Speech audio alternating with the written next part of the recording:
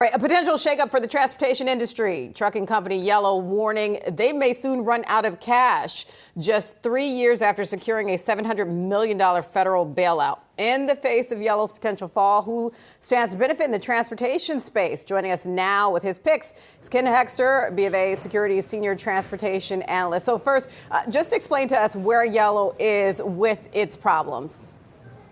Great. Good morning.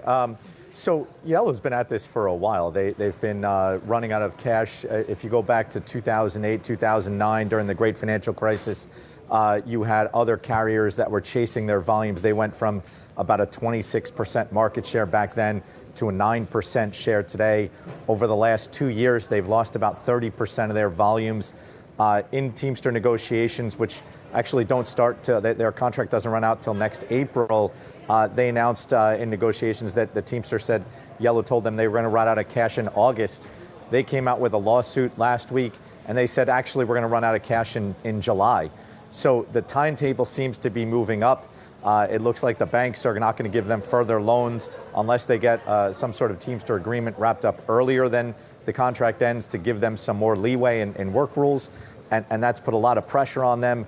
And it seems that things are coming to a head a lot quicker than one would have anticipated, and that's going to cause continued volume fallout. And like I said, over the last 2 years alone, they've lost about 30% of their volumes. Ken, I'm going to go a little bit more broad here. Where is the strongest portfolio play among transportation right now?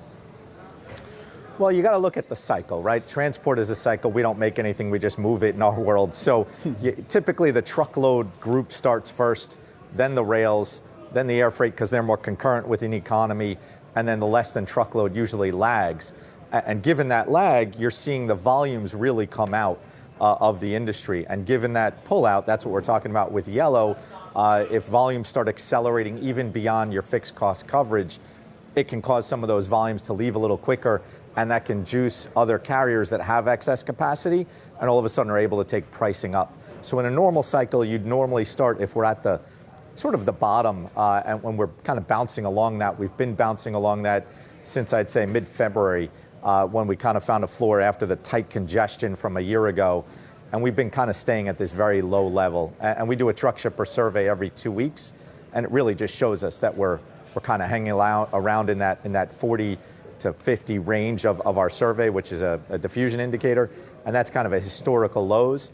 And so if you've been at that now for 38 weeks, 19 surveys, that's a pretty good freight recession definer in terms of how weak the backdrop is right now. Okay, so that kind of goes into my next question, which was, is there anything within the logistics or even trucking business right now specifically that signals to you or flashes warning signs of Q3 2023 recession?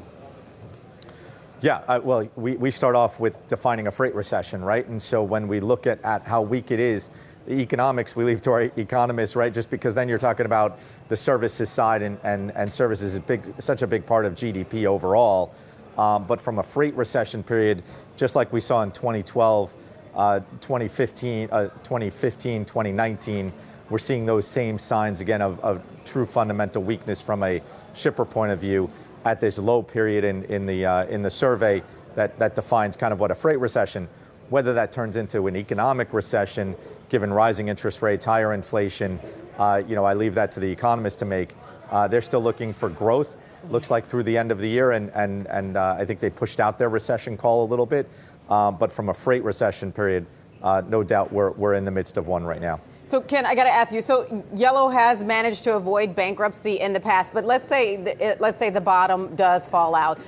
Who picks up that market share? So there are some customers, as a unionized carrier, you'll have natural attrition of union shippers that have to go to another union carrier, which would be companies like ArcBest and TFI, which bought UPS Freight, renamed it T-Force Freight. So those two companies get some natural share. But the big ones are the non-union carriers, companies like Old Dominion, Saia, and FedEx Freight. Those three, over time, have figured out how to take capacity, take volumes, and create long-term value. So those are the three that we really focused on in our recent upgrades.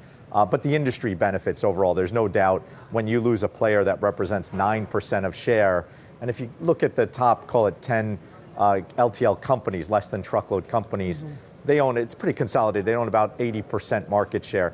So losing a 9% player in that, you're going to have immediate volume shift to the remaining carriers.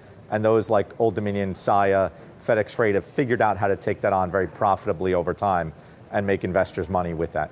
Ken Hoexter, thank you for explaining LTL to me and others. All right, we appreciate you so much. BofA Securities Senior Transportation Analyst, Ken Hoexter.